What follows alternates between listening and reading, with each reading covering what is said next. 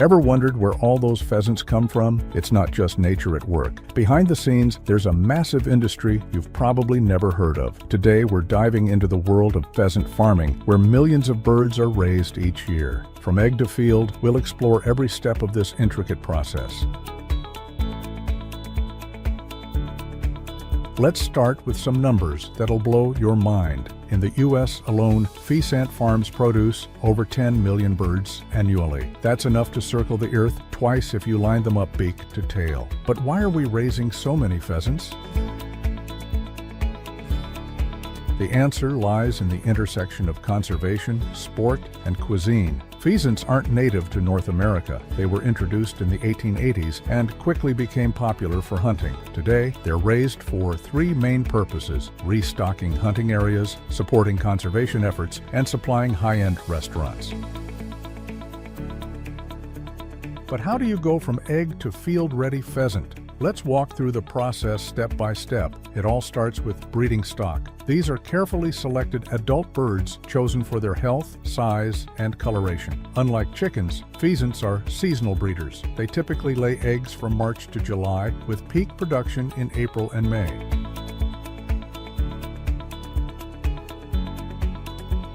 A healthy hen can lay up to 50 eggs in a season, but here's where it gets interesting. Pheasants aren't exactly doting parents. In the wild, they often abandon their nests. So, on farms, the eggs are collected daily and placed in incubators. Incubation is a critical stage. The eggs are kept at a precise temperature of 99.5 degrees Fahrenheit or 37.5 degrees Celsius for 23 to 28 days. Humidity is carefully controlled too, usually around 55%. It's a delicate balance. Too dry and the chicks can't break out of their shells. Too humid and they might drown before hatching.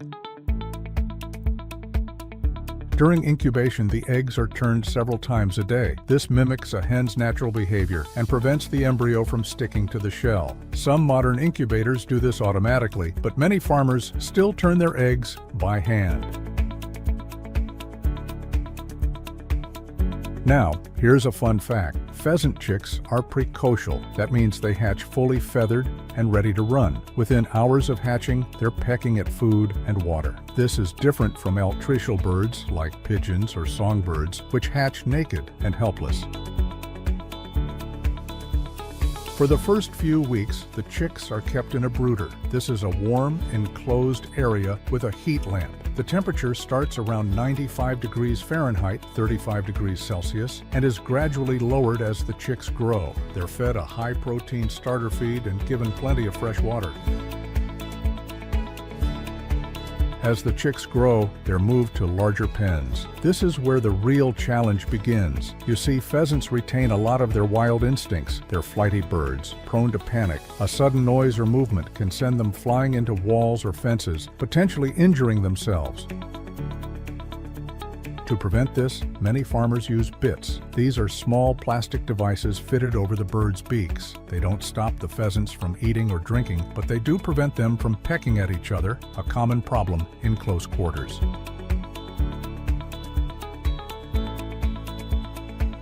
Some farmers also use peepers. These are blinders that limit the bird's forward vision, making them calmer and less likely to fly into fences. It might sound strange, but it's actually a humane way to reduce stress and injuries in the flock. As the birds mature, they're moved to outdoor pens. These are large enclosures, often several acres in size, covered with netting to prevent escape and protect from predators. The pens are designed to mimic natural habitats, with areas of tall grass, shrubs, and open ground. This is where the pheasants learn to act like, well, pheasants. They start to forage for insects and seeds, dust bathe, and roost in the vegetation. It's a crucial step in preparing them for release into the wild or hunting preserves.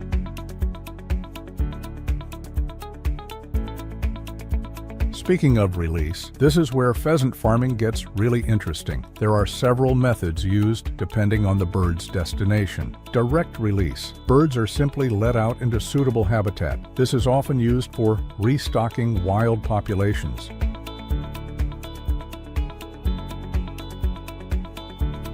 soft release. Birds are kept in a large pen at the release site for several days before the pen is opened. This helps them acclimate to their new environment. Surrogator release. Young birds are raised in a specially designed box that provides food, water, and heat. The box is placed in the wild, and after a few weeks, it's opened to allow the birds to leave gradually. Now, you might be wondering about the economics of all this. How profitable is pheasant farming? Well, it varies widely depending on the market and scale of operation. A day-old chick might sell for around $1.50, while an adult bird ready for release can go for $15 to $20. But here's the catch. Raising pheasants isn't cheap. They require specialized feed, housing, and care. Plus, there's always the risk of disease outbreaks or predator attacks. It's not uncommon for farms to lose 10 to 20% of their birds before they reach maturity.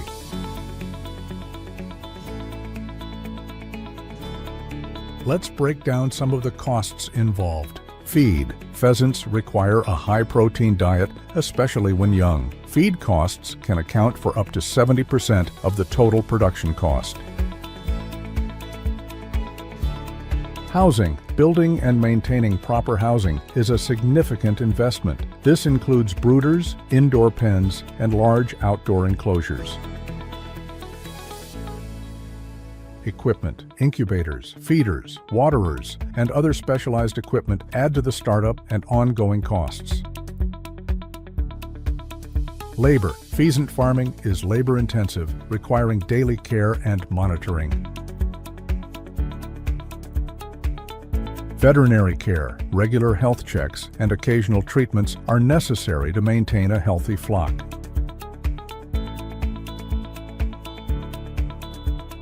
Despite these challenges, pheasant farming plays a crucial role in conservation. Many of the birds released on hunting preserves escape and establish wild populations. This helps maintain pheasant numbers in areas where natural habitat has been lost to agriculture or development. But it's not all about hunting. Pheasants are also raised for their meat and eggs. Pheasant meat is lean and flavorful, often compared to chicken, but with a more complex taste. It's a staple in many high-end restaurants and is growing in popularity among health-conscious consumers. Here's a nutritional breakdown for 100 grams of pheasant meat. Calories, 133. Protein, 24 grams. Fat, 3 grams. Carbohydrates, 0 grams. Iron, 1.4 milligrams, 8% of daily value. Zinc, 1.1 milligrams, 7% of daily value. Pheasant eggs, while smaller than chicken eggs, are becoming a gourmet item. They have a rich, creamy flavor and are prized by chefs for their unique qualities in baking and cooking. Compared to chicken eggs, pheasant eggs have higher protein content, lower cholesterol, a higher yolk-to-white ratio.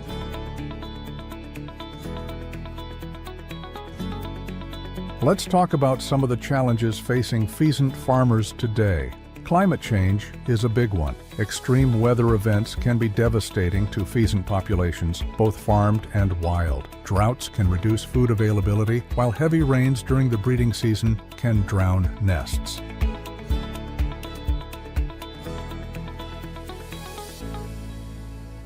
Disease is another major concern. Pheasants are susceptible to many of the same diseases that affect chickens, like avian influenza and Newcastle disease. Outbreaks can wipe out entire flocks, so biosecurity is a top priority on pheasant farms. This includes limiting visitor access, using dedicated clothing and footwear in bird areas, regular cleaning and disinfection of equipment and housing, quarantine procedures for new birds. There's also growing competition from other meats and alternatives. As plant-based proteins gain popularity, some farmers are diversifying their operations to include other game birds or specialty livestock. Environmental concerns are another factor. While pheasant farming can support conservation efforts, it also raises questions about land use and the ethics of raising birds for release. Some argue that resources would be better spent on preserving natural habitats. On the flip side, proponents of pheasant farming point out its benefits: economic boost to rural areas, preservation of traditional hunting practices, contribution to biodiversity in agricultural landscapes, providing a sustainable source of lean protein. Looking to the future, pheasant farming is likely to evolve.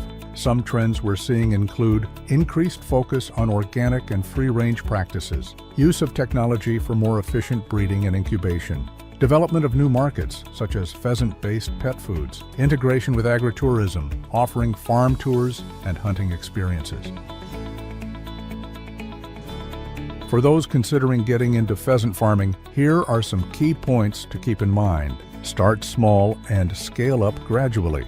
Invest in proper housing and equipment from the beginning. Develop relationships with local hunters and restaurants. Stay informed about regulations and best practices. Consider joining a Pheasant Farmers Association for support and resources.